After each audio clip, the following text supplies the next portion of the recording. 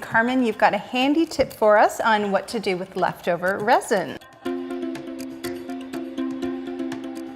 We all know how precious our art resin products are. So with your leftover resin, it's never ever a waste because you can actually make it into another functional project.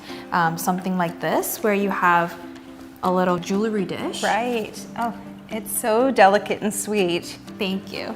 So this is leftover, as you can see from your previous projects. It will get a little bit tacky and thicken up a little bit, but that's okay. Here I have silicone egg poachers. Right. And these are little handy products that you can get online. You can get from your local hardware store or kitchen supply store. Supply store. And I just flipped it inside out just so that you can see that this is the shiny end, and then this is the matted end. That's brilliant. So you can choose the finish that you get on your art resin. That's exactly it. Wonderful. So we're gonna get started. All I'm gonna do here is pour it right in there.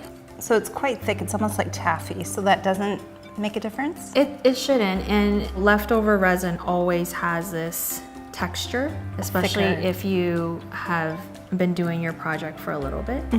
And this is the fun part, right? You're not really restricted to any form. You're not really restricted to any type of pour. And you can use several different colors, and you can add glitter if you want to. That's right. So you can really just use up all this leftover resin. I would just fill it up to this amount right here. Perfect.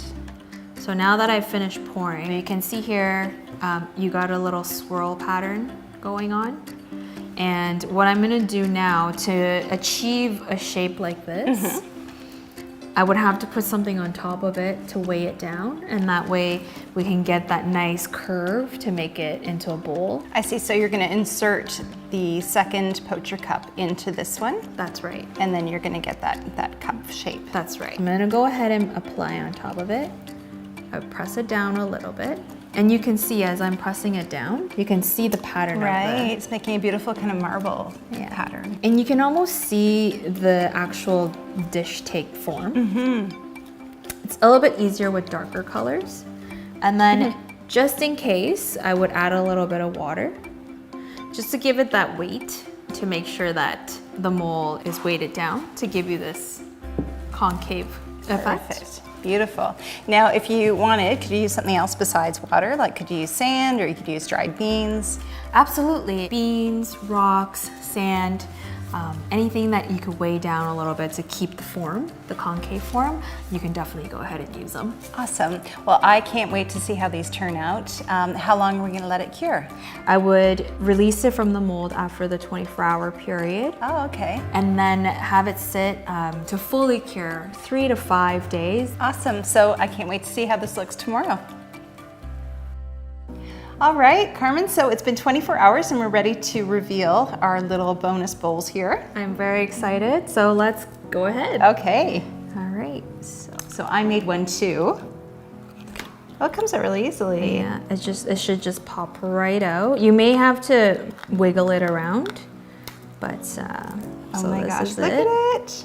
That is amazing. You can see the little edges. There are some pieces are extra resin pieces. The ruffly kind of edges the little here, rufflies. yeah. Some people like to keep those on to give it that organic feel, but all you have to do is just go ahead and trim it. Oh, okay, so you can sort of trim off these kind of ruffled edges. And because the resin is so flexible at this point, it cuts very, very easily, right? That's right. And I would release it from the mold after the 24-hour period, so it won't get stuck to the mold. And I would let this sit for about 3 to 5 days. And then after, you'll notice that it becomes very hard. These are the fully cured pieces. These are gorgeous. And honestly, it looks like a little shell. That's exactly what it looks like.